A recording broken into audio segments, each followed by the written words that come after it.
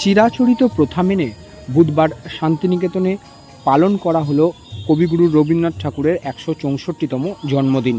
এদিন সকাল থেকেই বিভিন্ন অনুষ্ঠানের মধ্য দিয়ে কবিগুরুকে স্মরণ করছেন বিশ্বভারতীর পড়ুয়া থেকে শুরু করে আশ্রমিক ও প্রাক্তনী সকলেই।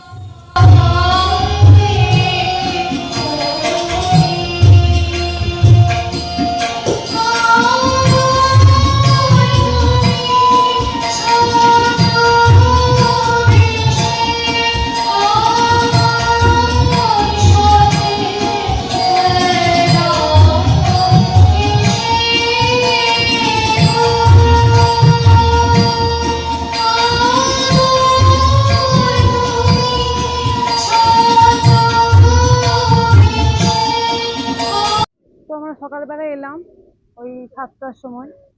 আর মানে কালকে তো ওয়েদার ভালো ছিল না, তো সকালবেলা এলাম।